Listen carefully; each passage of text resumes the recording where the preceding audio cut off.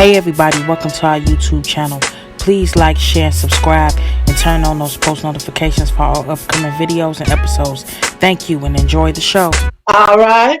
All right. We here. 7 o'clock or 7:01. But we here. We here. Chanel, you there? I am here. Let's go.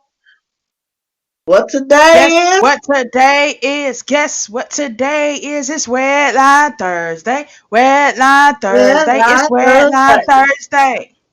Red Line Thursday. Ah! It is My Red favorite Line day of the Thursday. week. My favorite day of the week. It should be your favorite day of the week, but I know it's mine. It is. It's my favorite day of the week. Red Line Thursday. We on and popping up in here. So let's get this started. Chanel, what we got on today? Man, we got a fire topic, and this topic is actually going to go into what we're going to be talking about next week as well. So, if y'all have enjoyed our War on Black Women Part 1 and Part 2, please go check those out. But this show right here, we finna dive into some situations here. So, everybody, welcome to the Wear Live podcast, hosted by Queen Alexis and myself, Nelly Sweargo 9, right here on TalkShoeRadio.com. The doors are now closing. Please take a seat. Hold on tight. This train is a pulls off from Howard, headed down to 95th. On today's episode of the Wear Line podcast, we're discussing a topic that's been around for generations, and that's colorism. Yes, I said it. Colorism. Mm-mm-mm. We're going to get into the breakdown, the history behind how it affects men, women relationship, and how it plays out in society and culture today. So yeah, so those conversations about team light skin, team dark skin, the stereotypes, the misconceptions, the history, the pain that it still inflicts, what others have done to us, and what we are continuing to do to ourselves. So, yeah, we're going to break this whole thing down. But, like we like to do before we get into all the deep conversations and really unpack everything and get into all those things,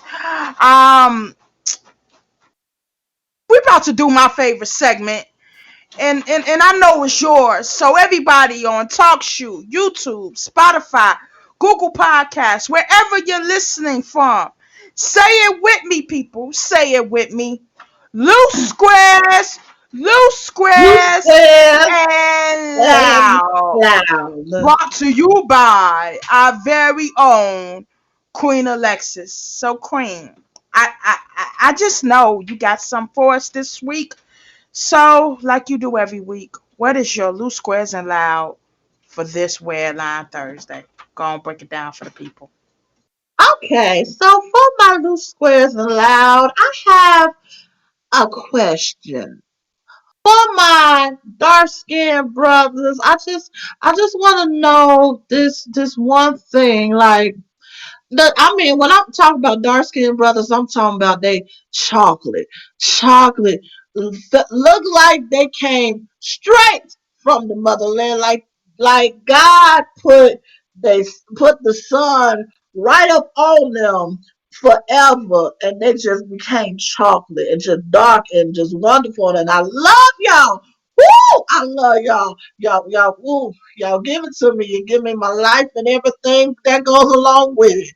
But I got a question because I had a conversation with a brother that said this, and I was tripping. I was actually on the red line, and he was talking about, man, I love sisters of all kinds and everything when it comes to black women, but I just prefer light skinned women because I want to make sure my daughter ain't as dark as me. Now. Oh my God. Now I just don't understand. Like I don't understand the concept. So, brothers, if you're listening, please, if you ever meet me in public, please answer this question for me. Why do y'all just prefer?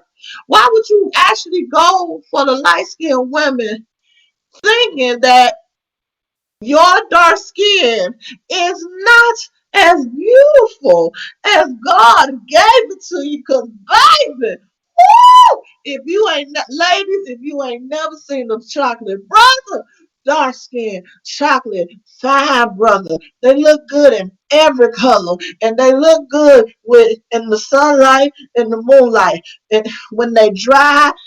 Well, not ashy, but after they dry with shea butter on them and with water on them, it's just, whoo, they look good. They look so good to me. But it's just some of them, whoo, when it comes to dating or come to a future baby mama or future wife, they go into what's that concept. So I'm gonna keep y'all in my prayers. Pray your strength in the Lord, bless your hearts and your parts, and I'm done. That was Blue Squares and Loud, brought to you by yours truly, Queen Alexis. Have a wonderful ride on this. Yeah, yeah, yeah. So that was Queen Alexis, Loose Squares, and Loud. Thank you again. And don't forget, if you have any suggestions on what Queen Alexis, Loose Squares, and Loud should be, please hit her up and let us know on our Facebook page, the RedLine Podcast featuring Loose Squares. Yeah, yeah. So now we're about to get into the meat of this whole thing, and that is, what is colorism? According to Webster's definition, colorism is prejudice or discrimination, especially within a racial or ethnic group, favoring people of lighter skin over those of darker skin. Colorism is something that has been in the black community forever. We as black people, for as much as we have been oppressed and have had so many challenges, we do have a privilege that a lot of us do not recognize, or should I say, we do recognize, but we have thought being black we might not have. So, I know all of y'all have heard of white privilege and what white privilege is.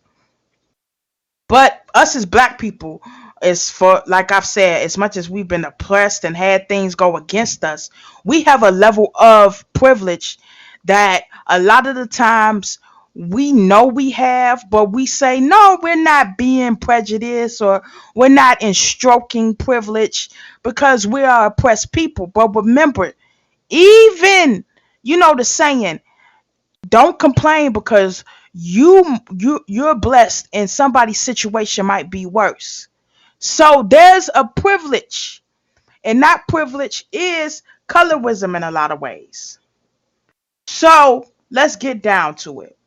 The light skin versus the dark skin.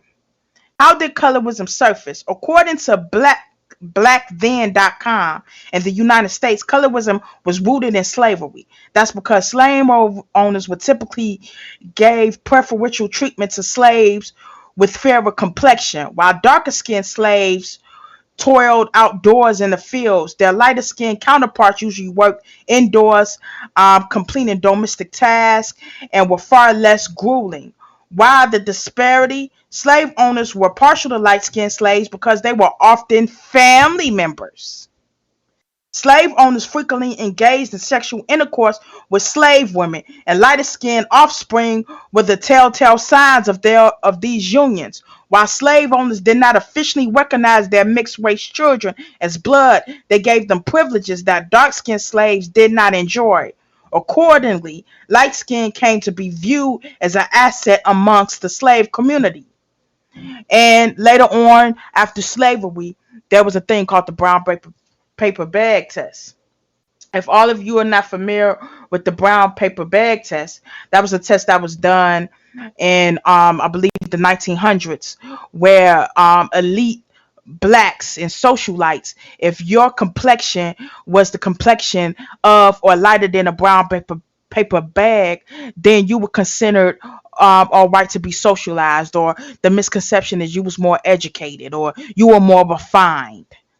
So those things that were hundreds of years ago have plagued society today, and our thinking, the way we view things, and everything in between. So let's just have a conversation. Why is light skin is always put above than being dark skin? There's a lot of stereotypes, and there's colorism. What is beauty?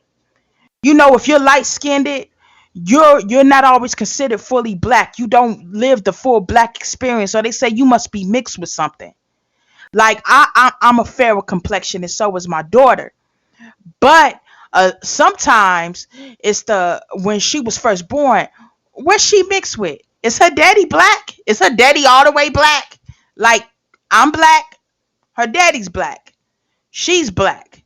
But the concept, the whole thing is, if you light, you're white. If you're dark, you're wrong, and that has plagued our community for years. And we tend to have a lot of infighting within our community.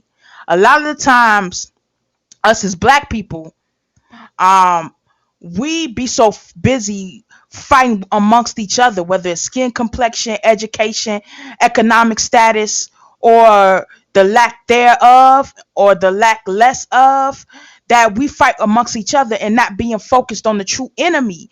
And that was all by design. If any of you are familiar with the Woody Lynch letter, whether it's a myth or not, a lot of what is said in there is very true.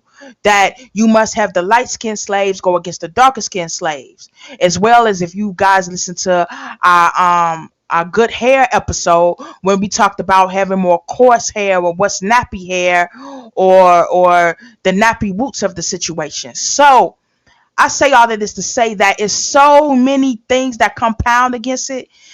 It's hard to make the argument when people say, "Oh, blacks don't have any prejudice or privilege," when we do, but those were not automatically in us.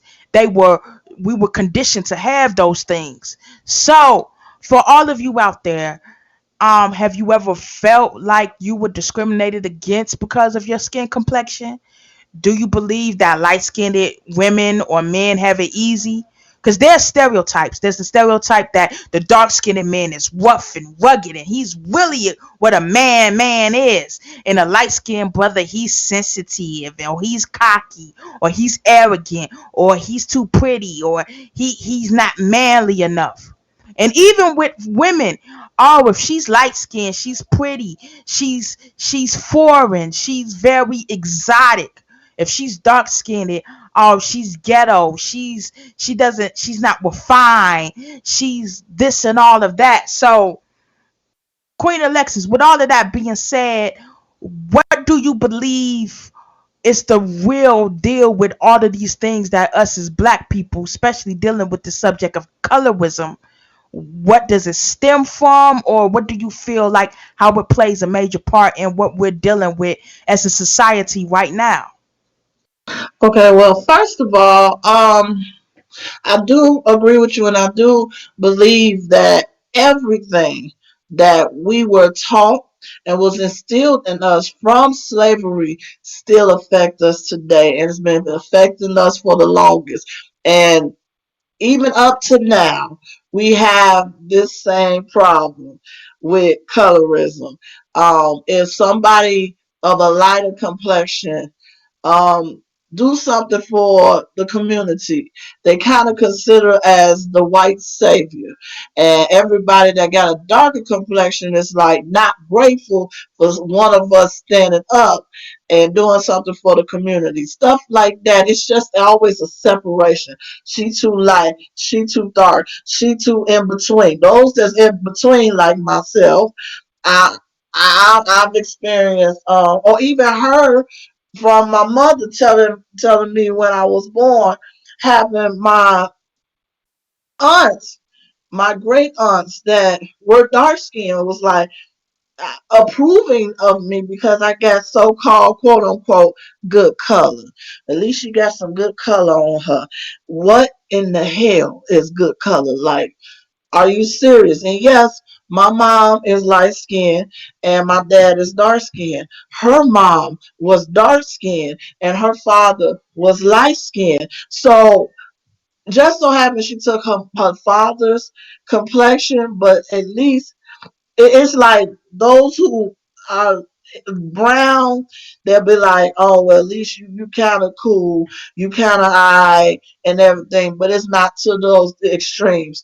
Like I said before, up in my loose squares and loud, you got a lot of brothers that are beautiful black men, beautiful dark skinned men. I mean, gorgeous, absolutely gorgeous. and they would prefer a light skinned woman because in their mind it's like I want my daughter or my son to either be light skinned or not so dark like I am. They view their own colors, their own skin color as dirty, as dark, as bad. Like I mean, Charnel, you seen them? Those brothers be just, oh my God. I'm sorry. I see Amen. Amen. baby. I see a dark skinned brother. I kind of get weak in the knees because that melanin just glistening and like golden tints under it. It's just beautiful. But we've been so conditioned to see it as ugly and as rough and as unattractive and as just also just dark and something bad when it's beautiful. All we come in all shades, sizes, everything, but we can't appreciate our own skin because of what we was conditioned to hate ourselves. And if it's something every time, look, because I'm not the one that like discriminate. Oh, I'm cool with everybody, light skin, dark skin, in between, funny color, albino, whatever. We cool. You got a cool vibe. We cool. But a lot of people would like look at us or look at me and you, Charnel. Charnel light skin. I'm brown. They'll be like, "Oh, they ain't no y'all been friends. How long y'all been friends? Y'all couldn't have been friends that long, and we've been friends since high school." They're like, "Oh, y'all couldn't have got along, or you understand each other's plights as a black woman, honey. We both are single mamas. We both got raising children. We both making meeting ends meet and everything. Boo, what is there not to understand?" And for the comment of to our light skinned sisters and our light skinned brothers that they don't know how it is to experience to go through the black experience. I'm sorry. If you are from African descent, you are going through the black experience, honey. Don't matter what your culture, Exactly. your color is. No matter what your color is. We are here in the year 2020, and we still going by the regimen of the brown paper black bag test. Like seriously, And and seriously. and to be and to understand this, what I don't like is, yes, for all for dark skinned women and men to feel like, man, we get dumped on. A lot of times light skinned and women feel like they get dumped on because it feels like they always have to prove their blackness. Like if they're extra per se work or in tune into their to their history. It's like, oh, was they trying to prove something? Or, oh, here she go. Or all of this or all of that. Like they're constantly trying to prove that they're black enough, but if they do something a little bit too black, it's like, oh no, they're capitalizing off of our pain. And it's like, wait a minute, they're black. But just because they're a lighter tone, or people feel like they've had it easier. But that's what society has done. They didn't do it.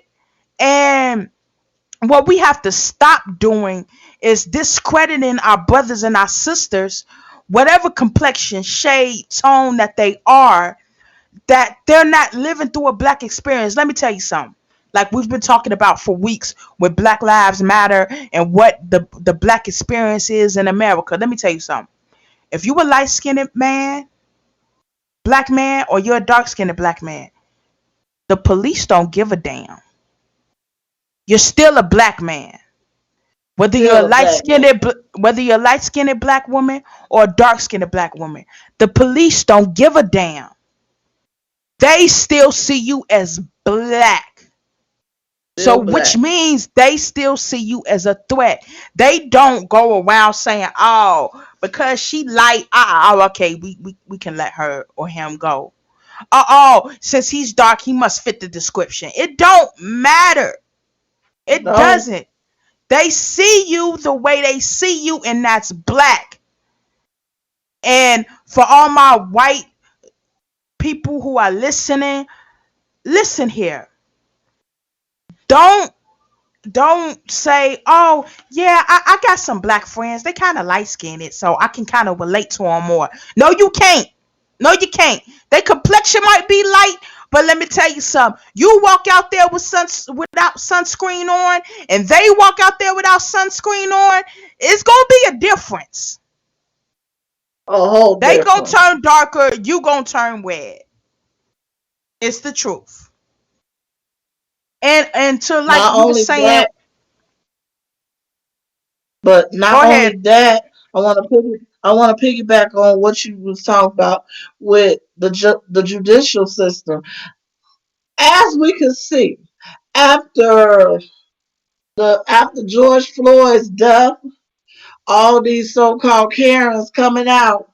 And the first thing they do when they get on the phone with after they call 911, how do they describe our black men? It ain't, oh, there is a fair complected, tall, I think he's African American, no, or a dark, tall. No, no, no, no. They don't discriminate at all. Literally, they will these so-called Karens get on get on the phone with the police and said, hi, I feel threatened. There is a big tall African American man. That's the description that fit every black man in the United States of America. It Very don't have true. to be you dark skinned, you light skinned, you in between. All they gotta say is, oh, there was a robbery. It was by a tall, 6 foot, look, between 5'10" and 6'2" African American man.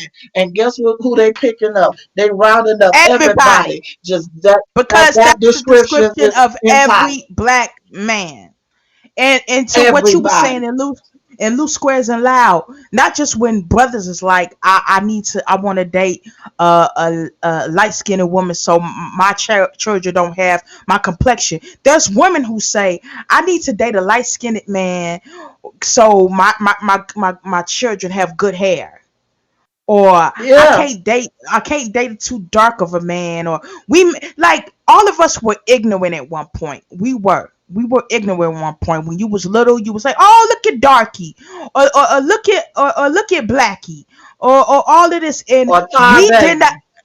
Baby. Or look at the tar baby, or look at this, or look at that, and we were ignorant. So I just want to say this: we all were ignorant.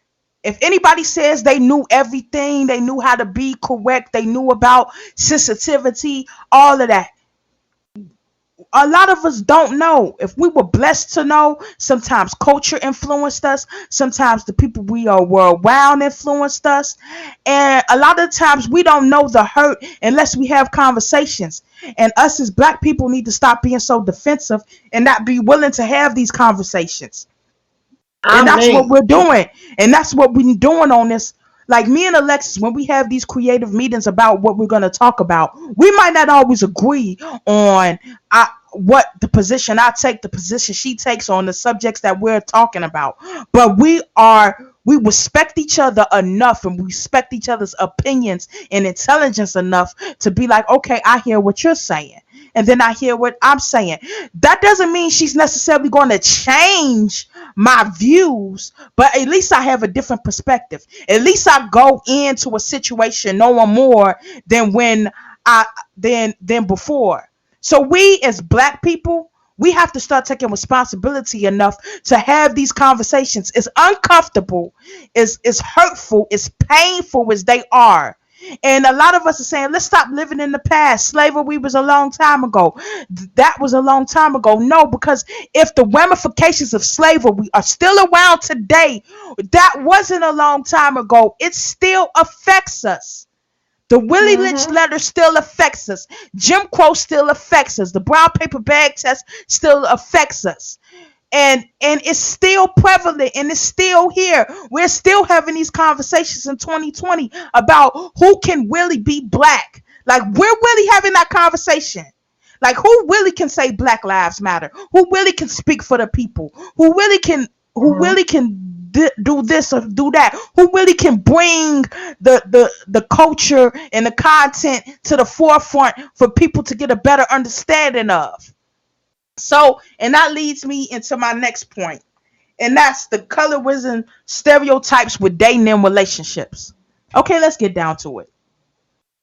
Like we've always said, whether we had the conversation about weight, about hair, about entrepreneurship versus a 9 to 5 worker, you can like what you like without putting down other people.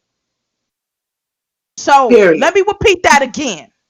Men, if your preference is a light skinned woman, is a fair complexion woman, that doesn't mean you have to say out of your mouth, yeah, I like dating light skinned because dark skinned girls it's not too many pretty of them. They're not too pretty. I like having that mixture. Or ladies, I prefer a dark skinned man. He looks more manly for me. He just turns me on more because a light skinned man, he's too cocky, he's too ignorant, or he's too this, or he or listen, ladies and gentlemen, you can like what you like, but why are you dragging the other thing you don't like into the conversation?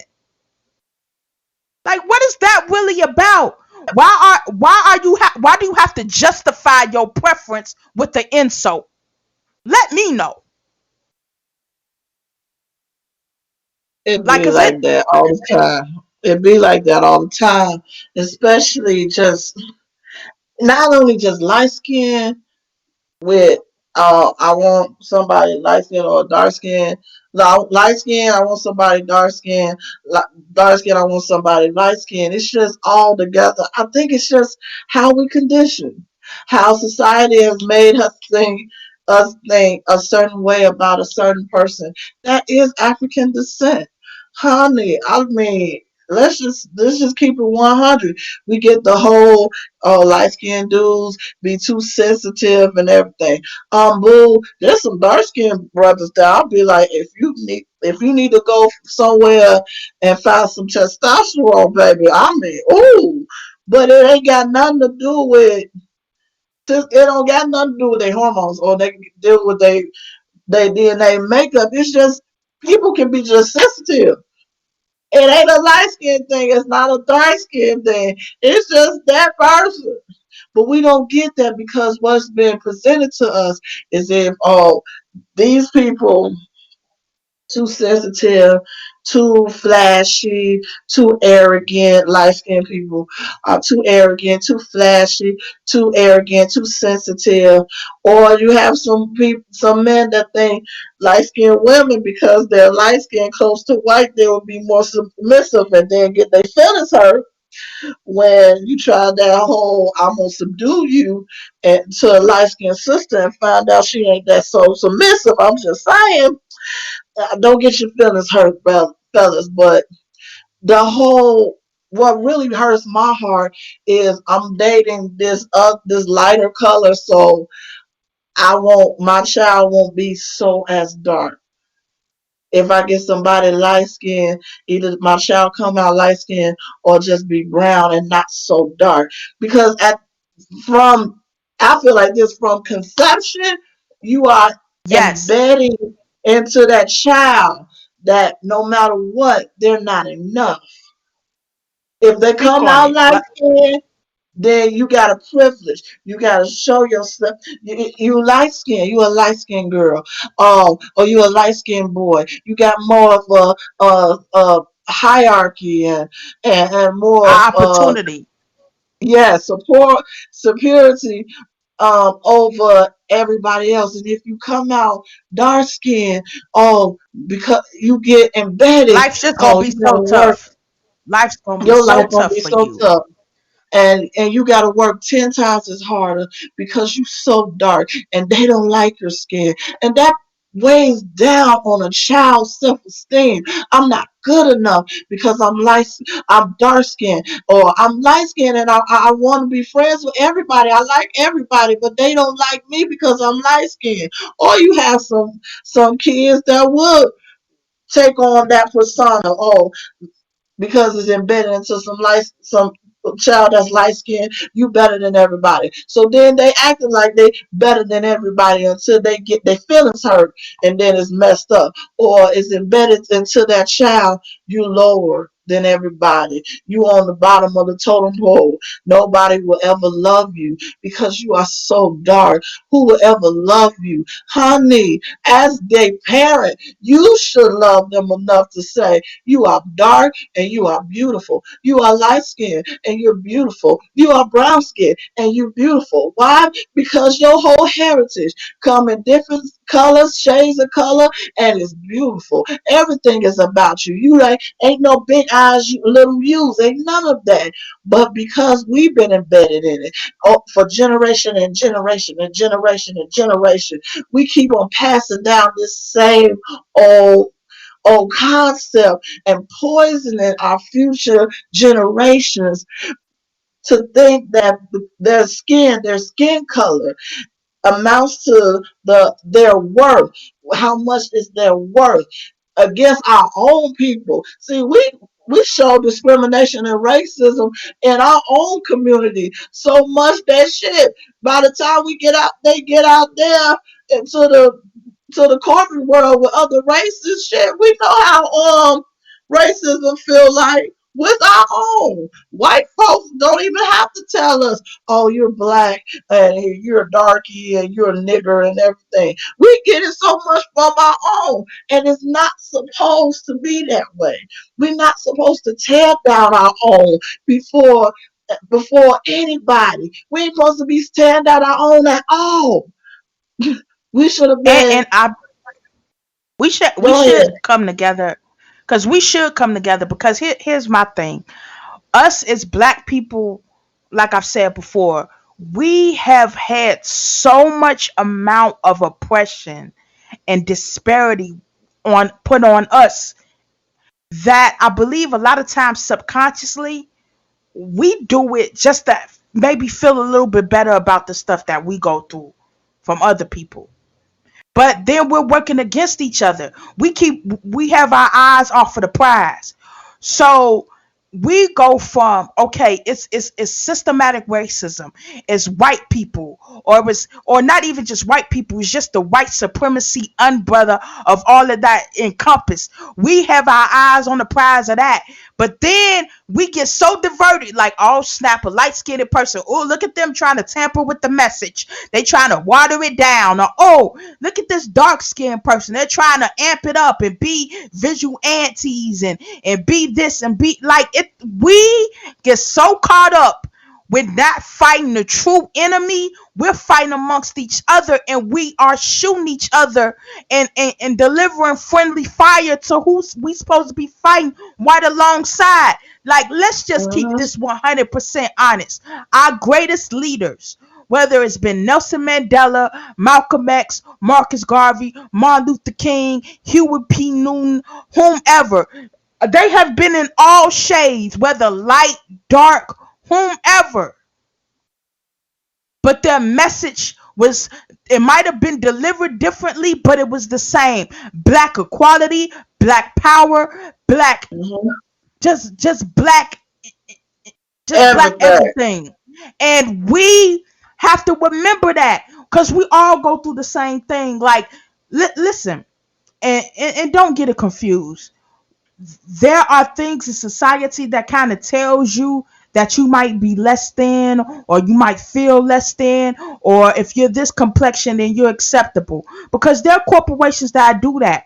They won't hire the dark skinned girl, they'll still keep her at the intern level, but the lighter skinned girl, she can maneuver in the corporate office better, she can maneuver in the boardroom better, because her complexion is a little bit lighter. And but we have to look at that as an advantage. Here's why.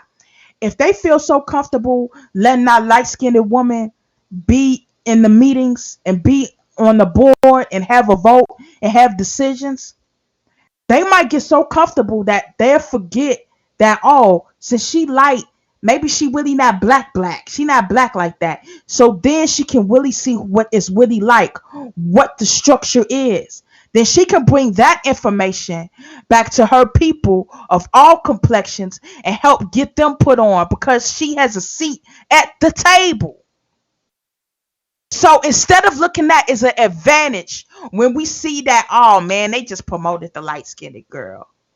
Oh man, why should they have to get a light skinned girl that role in the movie? It's plenty of dark skinned actresses who could have played that role. But listen, if one of us is at the table, it opens the door, the window, the ceiling for the rest of us to drop in. But we're so busy pointing out that they're not the right complexion that we lose focus of what the mission is supposed to be. But then again, Chanel, then think about this one.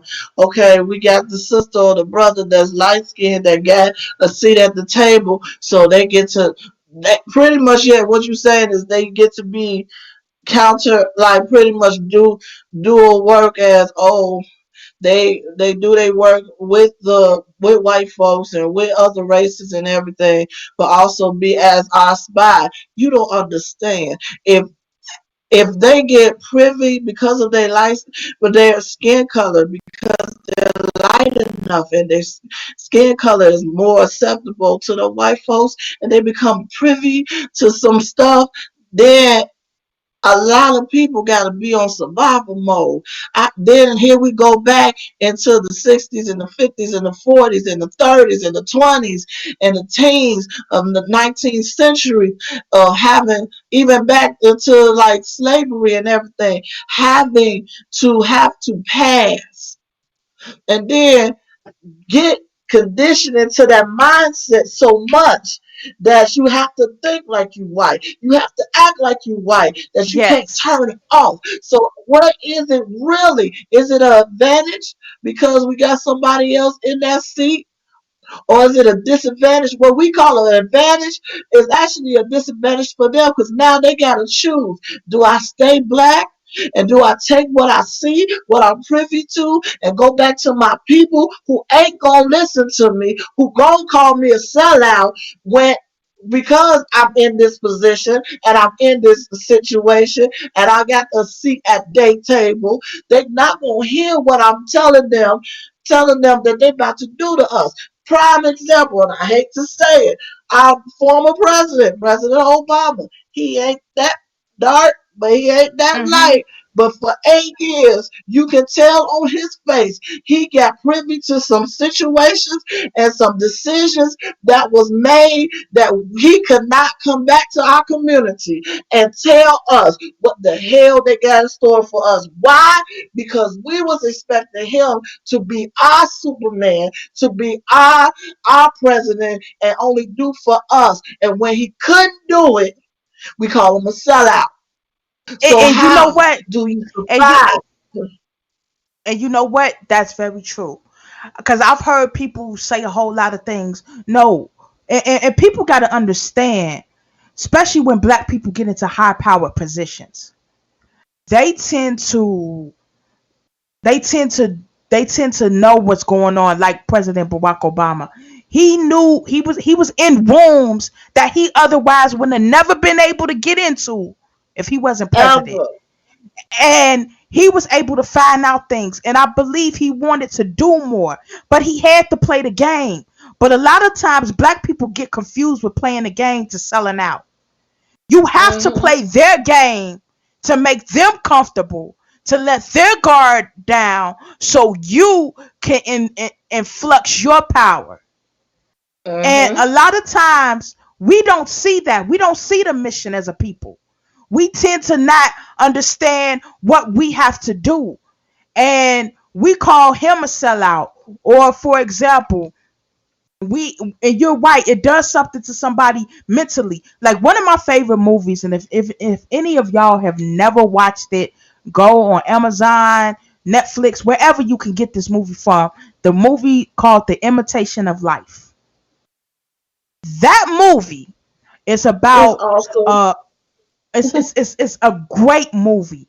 It's about a woman whose mother is black, but she looks a lot white, and she Mm-hmm. deals with the complex of do I embrace my mother who's black, but I'm passing for white, and she deals with it, and it's so heart wrenching, and so it's an awesome classic movie. Like the first time I watched it, I'm like, what is this?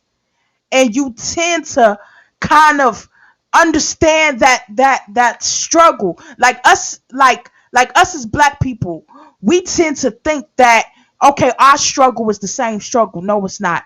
dark-skinned people It's put not. so much Dark-skinned people put so much sometimes hate on light-skinned blacks, saying y'all don't get it, y'all got this privilege, but you don't know the complex and what they have to deal with sometimes, feeling like if white people don't fully accept me because they know I'm not all the way white. So I'm passing and I'm putting on this mask. There's a lot of us talk about blackface. Let's not forget about whiteface now. It's a such thing. Hmm? But oh, do we really want Whitewash. to have that conversation? Do we really want Oh, to have that conversation? Matter of oh, fact, we are gonna have that conversation. We there you talk go. about blackface, but there's whiteface. That's when you light enough. That's when your hair is a certain texture. That's when your eyes is a certain color.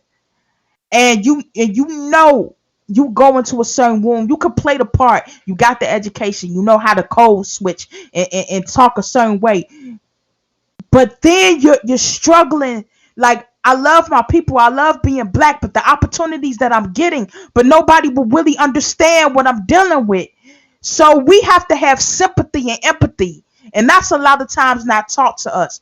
You know, the main thing is taught to us when we're kids. If we fall and we hurt ourselves and scrape our knee, whether we a boy or girl, we get to a certain age, what do our mamas say? Hey, stop all that crying. Stop being so Shake it off. sensitive.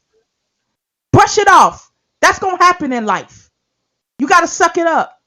So then that builds a emotional wall to never be vulnerable and show your emotions. And then it all bottles up and goes into the wrong way. And it enters our relationships. It enters our way that we socialize with each other. Then we fight so hard for everything to be equal, and we're trying to get equality, but we still have segregation within our own community. Light skinned women only mess with light skinned women. Dark skinned girls only mess with dark skinned girls. I'm only team light skin. I'm only team dark skin. Oh, we better. Mm-hmm. We this, we that. Oh, I could take your man because we'll make a better looking baby anyway. Bruh, you ain't man enough. You sensitive. You got that sensitive tone like Drake. Or you're not manly enough. Or like, when what does complexion got to do with having emotional intelligence? Mm-hmm. Like, what? Why is it that light skinned women and men are looked to be too sensitive or crybabies, but a dark skinned man or a dark skinned woman is strong and tough, and we've sacrificed it all. Like, we have to learn to get out of that mentality, or otherwise we're going to continue to keep hustling backwards. We Mm-hmm. work so hard to get to a certain place, and let society judge us on our morals, and the content of our character, and not the color of our skin. But then we continue to do it to each other. So Yep.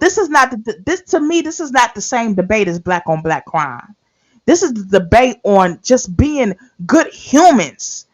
We Mm-hmm. can't expect white people to say that we're equal if we're not equal amongst each other. Like, let's talk Okay. about it. Don't Let's got a talk strong about it. foundation.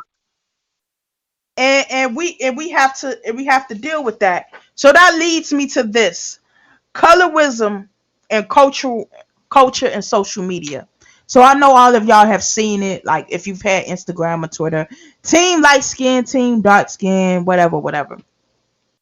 And the Instagram models normally be light skinned with bikinis, and then or they might be the ones being hit up, and then you got the dark skinned women who you feel like don't get paid attention to as much. So I want to go into something that we will be talking about next week. If any of you are familiar with Beyonce, she has a film coming out July 31st, which is called Black is King. If y'all have seen the trailer, it is so black. It is so beautiful. It is so beautiful It's and terrifying at the black. same time. You so And a lot, black. like, it is so beautiful. And I know a lot of y'all have heard her song Brown Skin Girl. She got a lot of backlash for releasing that song because it's like, what? Why is a light skinned girl like trying to release brown skinned girl? What if they released a song called Light Skinned Girl? Like, that's just like, why can't we just big up each other without it being a debate? Or it's saying that, oh man, why is Beyonce making this film? She not black enough. She just got the advantage because she's light skinned, and that's the reason her career is where her career is, and blase blase. But you know, Kelly Rowland is not like that, and they was in the same group, and they got the same amount of talent, or blah blah blah blah blah. But that's because Kelly Rowland is darker, and Beyonce is lighter, and or this or that. Like, check this out, right? Sometimes colorism does play a part of it, but that doesn't sometimes have anything to do with the black person invoking it. It's what sometimes white people who are in these positions of power who choose to say who's acceptable to digest in pop music. Like Michael Jackson. He never said he wasn't black. But when he had vitiligo and he got lighter, people said, oh, he's trying to detach from his blackness. He got his nose fixed, his hair, his all of this, all of that. He still made Liberian Girl. He still made They Don't Really Care About Us. So he was black. He still stuck true to his roots. But a lot of times we feel like if somebody is not a certain complexion, if they're not dark enough, then they can't speak for us as a black community. If they too Let light, me let me interject here. I just want to point out this. Not only that, okay, how much we got as a people got caught up on like on Beyonce's skin color with coming out with this visual album, this new movie on this. I'm like this, in my opinion, can we give this sister a big round of applause for having something this black? And I mean, it is black. Whoo! Cocoa and shea butter black. Motherland black, Africa black. I mean, Orishas, all the goddess and gods, African gods and gods and deities black. How she able to get this on Disney Plus? With us knowing that the founder of Walt Disney, the Disney brand, Walt Disney was a very known racist from for black people and Jews. And to see it, we are over 100 years later. Actually, not even 100 years later, because Mickey just made 90, almost 100 years later, with something this beautiful, this black on their very true. platform, and they are promoting it. I swear, every time I look at the trailer, I want to write in and be like, "Dear Disney and Disney Plus, did you know you was releasing this? Did y'all see this trailer? Did y'all okay this trailer? Are you sure that you know what this trailer really actually say? Because what it's supposed to be like." This visual album, the purpose of this visual album is the same purpose that Black Panther was supposed to have for us as a people, is to see ourselves in a more divine, in a more futuristic, in a more culture, a bigger position than we are right now. But It, we it, too it, caught it's up supposed on to their show. skin. It's supposed to show what we would be if we was not colonized. Come What a on. society would be when we could just thrive. And a lot of times we tend to, like I said, we tend to hustle backwards. We don't always think the right way, do the right thing, and that's going to happen as a people. But we need to stop with this light skinned, dark skinned, you're this, you're that, and or what's the standards of beauty, or okay, If she's only this way because she's light skinned or she's dark skinned or this, like like for example, people always want to use the excuse that okay, Halle Berry is lighter. That's the reason she got the Oscar before Angela Bassett did. And that could be true, but Halle Berry didn't have anything to do with that. She doesn't have a vote. She No. didn't inflict and say I should get the Oscar because I'm light skinned. She even said, if y'all go back and listen to her Oscar speech, she mentions Angela Bassett's name. Hattie So McDaniel as well. so so she mentions so many black actresses that are light skinned and dark skinned or in between, and we tend to dump on her like she has anything to do with it. Like, no, it's the institutionalized racism that has been set up in this country for over 400 years that we did not have a part in playing in. We did not set the society up. We had our own country, our own continent, our own everything. And then we got stripped from it. It got robbed. It got raped. It got ransacked. And then when we try to build up our own community, our own Rosewoods, our own Black Wall Streets, our own, then the Klan or white supremacy gets so threatened that we no longer are dependent upon you, then they want to burn it down and ransack it. And then years later say, why can't y'all get out the ghettos and the hoods? But then when we try to invest in our own communities, we don't get the loans. We don't get the opportunities. But But instead that's of a whole fighting nother that, subject. instead of us fighting that broken, messed up, I'll take that back, not broken, because it's working the way it's supposed to. Instead of working to fight that evil system, we tend to fight over petty stuff about, is your complexion okay? Are you too Mm-hmm. light? Are you too dark? You can't speak for us. We tend to knock down our people who have voices in the community saying, oh, she don't know the struggle, she too light, she not speaking for me, or he's too light, or he's too much white, or maybe he's infiltrated, or maybe he really is. No, understand this, people. We got to stop hustling backwards. It can't be light skin versus dark skin. It has to be all of us, all shades, all tones, all complexions. And we got to realize the beauty, because if we don't get this right, we're teaching it to another generation, then another generation. Like before, like us as black people, when the baby's born, it's always, hey, check the ears. Yep. If, Oh, check the yes. ears. That's how we gonna determine what they color gonna be. Check their ears. And we gotta get out that mentality. We have to get out of that mentality of, ooh, like, is they gonna be too dark? Is they gonna be too light? Their life is gonna be hard. Like, life is gonna be hard as a black person, but it is so damn beautiful being black. It It really is. is. And we have to start. We have to acknowledge our pain and our trauma. Yes, we do. But we have to start celebrating us. So when we have movies like Black Panther, when we have movies like Black is King, even when we have movies like Harriet or 12 Years of Slave, we can acknowledge both sides. We can acknowledge the triumphs and we can acknowledge the trauma. And we have to stop saying I don't want to see that, because we need to. We need to remember what from which we came, and we also need to imagine where we could be. So we need to embrace that Beyonce is using her platform to say this, to say that Black is King, that she worked with a lot of Africans from the continent of Africa, that she has Black directors and creative directors and costume designers and choreographers, and she's employing a whole hell of a lot of Black people and putting them in positions that they otherwise probably wouldn't be in. So when we say use your Black privilege, and she's doing You that, we don't need to tear her use your down black because of it. privilege. And us as Black people, we need to start willing our Black privilege. And we need to start doing that.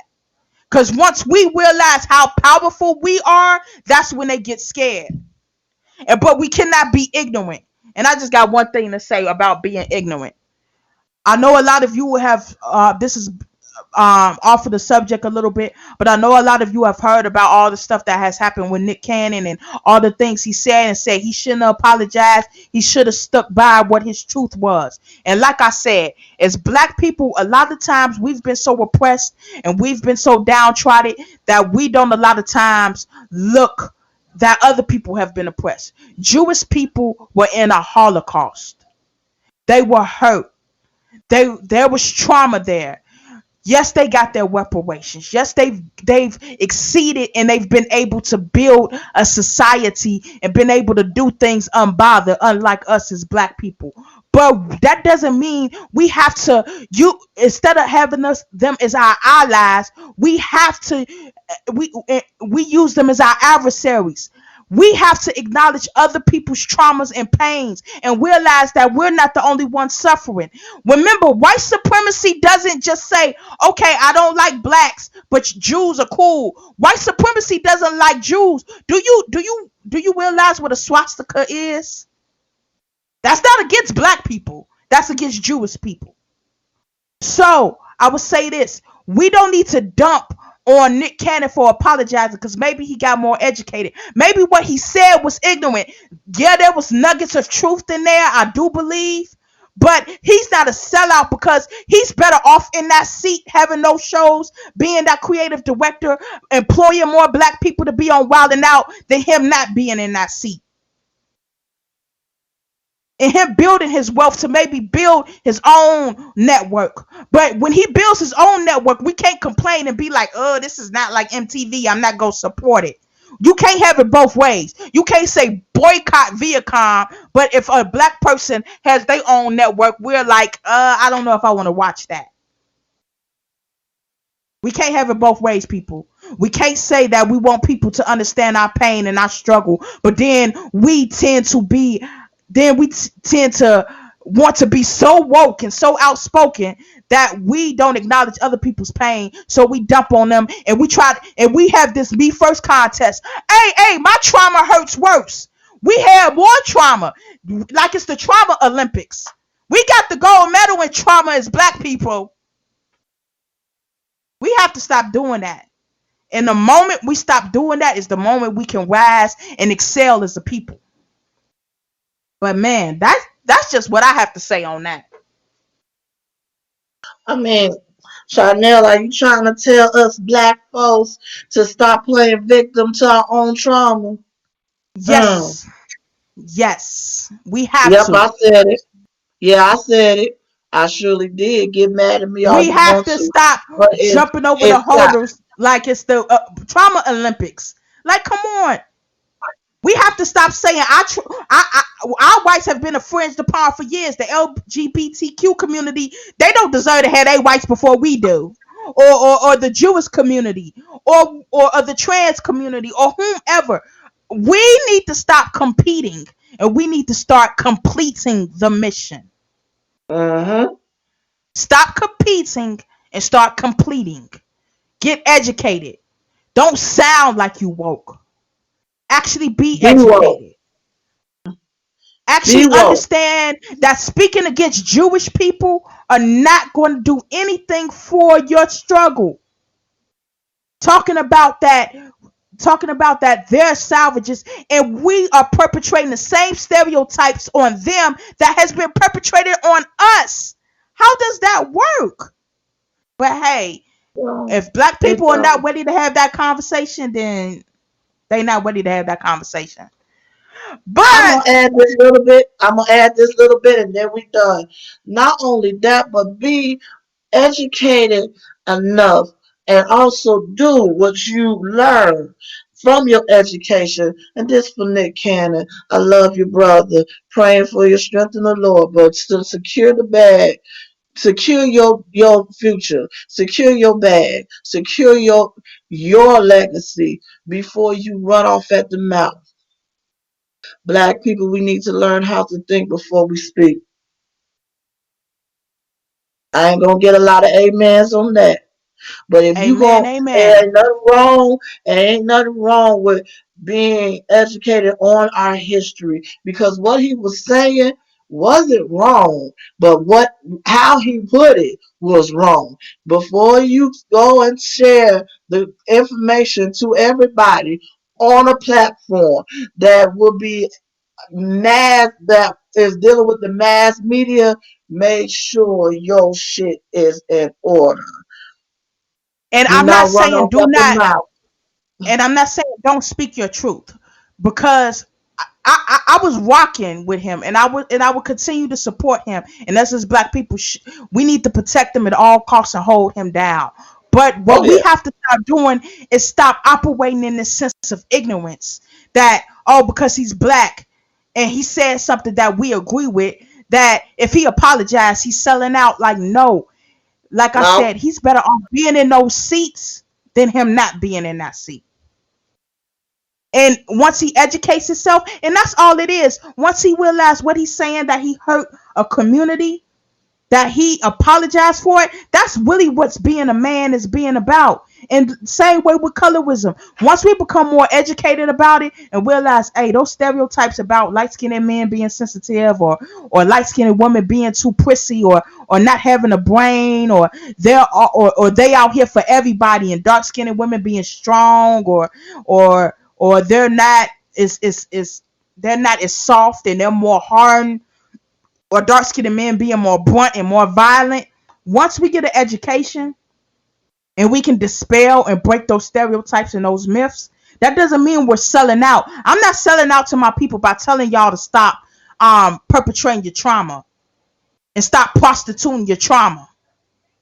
What I'm Amen. telling you, what I'm telling you is work through your traumas and then find a way to be educated and excel, and stop competing and complete. Stop competing and complete. And that's the way we Mhm. can excel as a people. And once we do that, then white people really can be scared. Imagine us as black people, us as the LGBTQ community, us as the Jewish community, all came together against white supremacy and the structure of white dominance and white supremacy in America.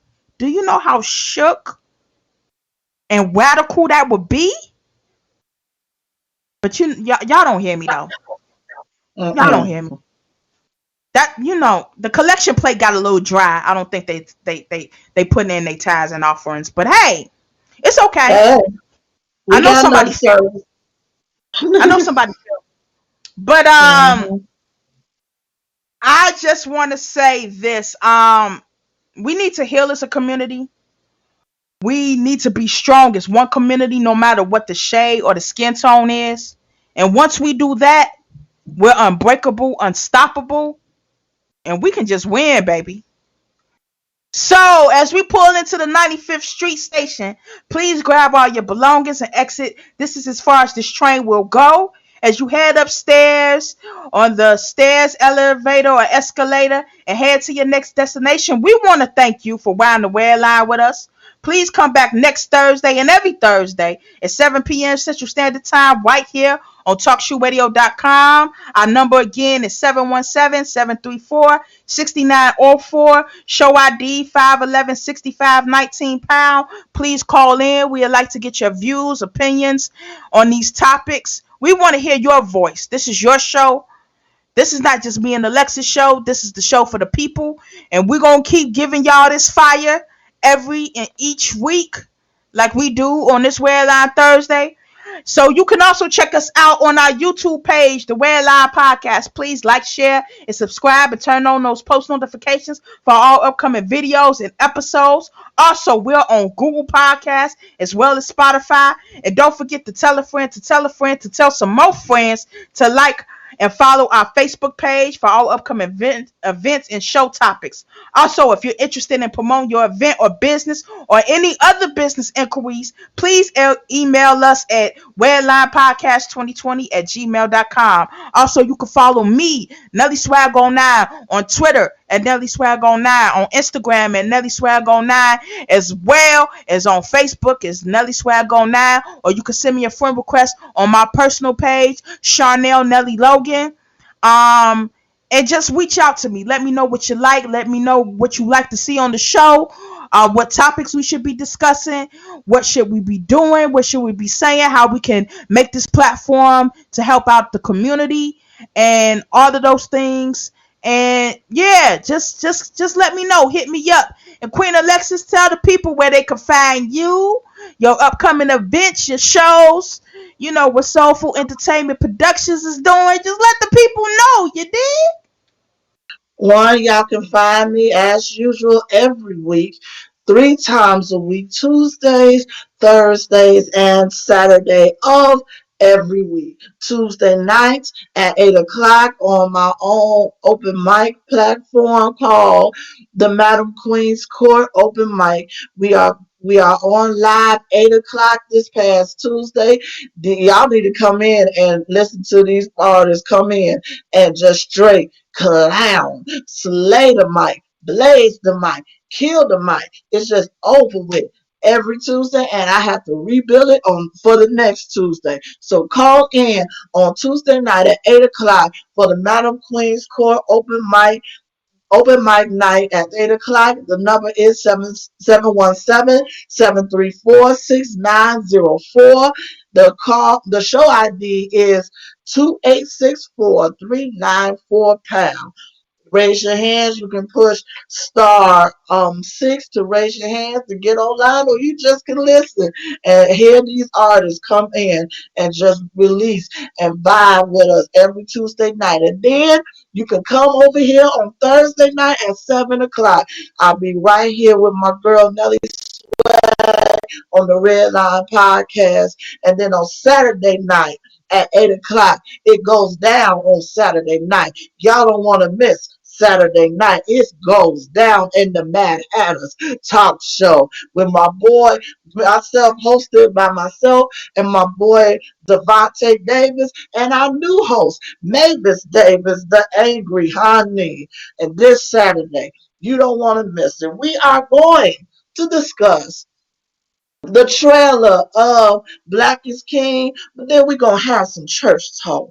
We need to go to church on Saturday because we need to talk about not only the goodness of Jesus, but where all of this comes from. This is going to be the beginning of a series. It's going to be at least 4 parts. When we just need to talk, have a conversation with the body of Christ and the temples and the Muslims and everything that deals with religion. Yep, we go there on Mad Hatters. And if you get offended, baby, this is not the show for you. Don't But for don't the don't ones that don't can don't take a little don't don't liquor, don't do it. Don't do it to him like that. Y'all don't need to be doing all of that. oh, well, we go there and we do it. We do it to them and we do it to them well. So, for those who can take a licking and keep on ticking with our subjects, please call in on Saturday night, live at 8 o'clock at 717-734-6904. The show ideas for that is 991-5968 We're going to go there and we're gonna go there real good. We're gonna hurt you, and we're gonna hurt you real good with the Mad Hatters. Come with your mind wide open and ready to talk. And if you missed the show, don't worry about it. We also have our playbacks on Spotify. As of right now, we got us on Spotify, and I am waiting for the email. And once it come in very soon, we will be on iHeartRadio and with our show. So tune in to us on TalkShoe Radio for the Mad Hatters, Spotify for the Mad Hatters, Spotify for the RedLine Podcast, Google Podcast for the RedLine Podcast, and Google Podcast, Spotify, and YouTube for the RedLine Podcast. Trust me, you can't go off and say, "Oh, where we can find you." You can find us everywhere. Also, but Everywhere, beyond that, everywhere, everywhere, everywhere, everywhere. everywhere, Look, everywhere. everywhere, Everybody in the club everywhere. gets tipsy. Everywhere, All everywhere. right, and you can find me on Facebook under my fan page, Queen Alexis. You can find me on Instagram under Queen underscore Alexis 1990, or you can send me a friend request on my personal page. That is Alexis Sherelle S not S-H lower S-H-R-R. See, I'm tired. H-E-R-R-E-L-L Owens Owens, and come holler with your girl. Come chill with your girl. And I'll take you on a ride on throughout these whole podcasts and shows. And once everything open up, oh, we got some live shows coming for you from Soulful Entertainment. It is going down for the rest of this year and into the next. We gonna hurt y'all, and we gonna hurt you real good, and it's gonna feel good. So that's where you can find me, and I'm done. Okay. I don't want to hurt nobody, so that's her. Yeah. But yes, we do have some amazing things coming. I just want to say thank you, thank you, thank you. We are Today is our 10th show. It is show Woo! number 10. It's Woo! officially our 10th show. Willie show 11 if you with the special report. But as far as our weekly shows on Thursday, this is our 10th show, and it wouldn't be possible without you guys. So thank you for every follow. Thank you for every subscription. Thank you for every comment, every repost, every like, every love, every share, everything, every download right here on TalkShoeRadio.com. We appreciate it. We're going to keep it coming. We're going to keep it flowing. And we just going to keep rocking out for y'all because we are living something, a vision and a dream that it's been in the works for a long time. And we appreciate with everything that's going on in the world today. Thank you for taking an hour and some change out of your Thursdays to listen to us live. Also, to listen to us on Spotify, Google Podcasts, and on YouTube. It is greatly appreciated, and we see all of y'all. So, all of y'all who started out with us from the beginning, I'm looking at y'all because we got some stuff dropping soon. So, y'all might need to hop on this train quick because y'all might be missing out on some giveaways and some surprises for our day one listeners. So, y'all really need to hop Yeah. on this train because once the numbers start ticking up and these giveaways come and be like, hey, Nelly, hey, Queen Alexis, what about me? Oh, when did you get on the train? Oh, you got on a little too late. Sorry, but we'll have some for y'all down the line as well. So thank you again for riding the red line with us. Please come back and ride the red line with us every Thursday on what? Red Line Thursday. Red Line Well, Thursday. I Red Line Thursday. Thursday. Hey. Right here, Hey, 7 p.m. Central Standard Time, right here on TalkShoeRadio.com, on Spotify, on Google Podcasts, and YouTube. So thank you once again. Peace and blessings. Black Lives Matter. And most importantly, arrest the cops that killed Breonna Taylor. And we gone. straight up.